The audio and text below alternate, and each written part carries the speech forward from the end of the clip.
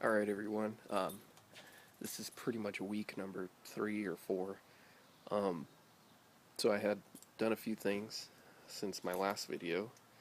I was reined in, but anyway, the few things that I had done, I installed parking brake cables, which I'll go ahead and show you now. So now I don't need to put brakes on the darn truck anymore, so here they are.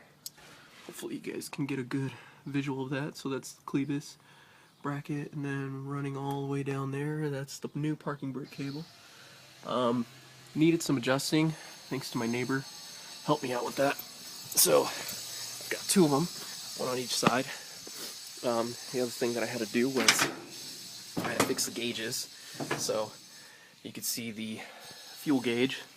Unfortunately, it's still, let me see, I can't even tell if you guys can see that. Anyway, I hope you guys can. The fuel gauge was out of commission because it wasn't working for whatever reason.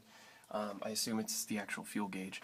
Speedometer, I actually cleaned up, got it fixing, and now it runs perfectly. It's awesome.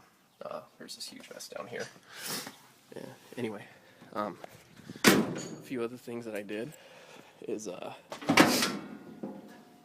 and along with the help of my neighbor across the street, Larry, great guy. Anyway, changed out the plugs, spark plugs, changed out the ignition coil there, that blue one, and I threw on a new cable for it. That thing was like practically totally burnt. The ignition coil, interesting thing about it is the guy had installed a 12-volt coil. Not sure why. I assume he thought he was going to get more power out of it, but realistically, you know, you have twice as much more voltage, and if you have the same load, then you're going to have twice as much more current. So he practically fried some of the wires, which when I pulled it outside there, that's what had happened. Anyway, for like almost a week, I couldn't figure out why the truck wouldn't start. It sounded like it wanted to turn over, but realistically, the only thing that was wrong with it was there was only one wire that didn't connect, and that was the wire that goes from the fuel gauge to the ignition coil, or to the ignition switch. So I decided this morning at 10 o'clock, 9:30, I'm going to put this wire on. So I didn't think it was going to make a difference, but I thought maybe it was a battery. I threw on the wire and it works. So I'm going to go ahead and fire it up for you guys so you guys can hear it. Hear how much better it sounds. And the best part is, like, I just literally push down on the foot pedal and it starts up like right away. So let me go ahead and get in here.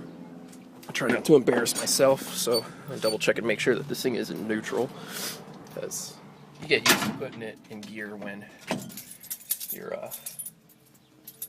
trying to park it at a hill in an incline. Anyway, let me see if I can turn this thing around. I don't think it's gonna turn around. Whatever. So got it all hooked up, ready to go. And I mean, as I hope you'll be able to hear, it's gonna like fire up right away. Let me just try it without the throttle pulled, because I just finished driving it, and so I might need to run it a little leaner. But that's it. So, excuse my allergies. Anyway, truck runs great. I'm like really happy, really excited. All the gauges work, oil, amperage, the temperature works, but the fuel gauge I still gotta fix. I'm hoping it's just a faulty fuel gauge. It's like a cheap aftermarket one made in China.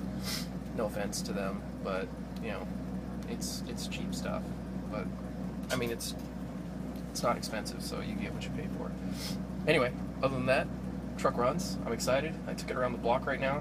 It was a little embarrassing because the grill's off of it, and that's all that matters. So this is my my update within the last couple weeks. Like I said, I've just been mainly focusing on like small things here and there, mainly with electrical. I really want to get this fuel gauge working, so I'm going to continue working on that. If that means I got to pull it again and do all the wiring again, then I'll have to do it. Other than that, everything mechanical is sound. I just got to change out the, I guess, the gaskets for the drive shaft and the transmission, the flywheel dust cap, because it's all leaking oil. It's not that big a deal, but still, it's like a few drops pretty much every other day. So I want to get that changed out. But other than that, I mean, this truck is a champ, and I'm sure you can tell by the way he sounds. So anyway, thank you all for watching, and I'll keep updating posts with the truck, and hopefully you guys will keep on following as I slowly but surely restore Dean, the 54 Chevy. Alright, have a good one, guys. Bye.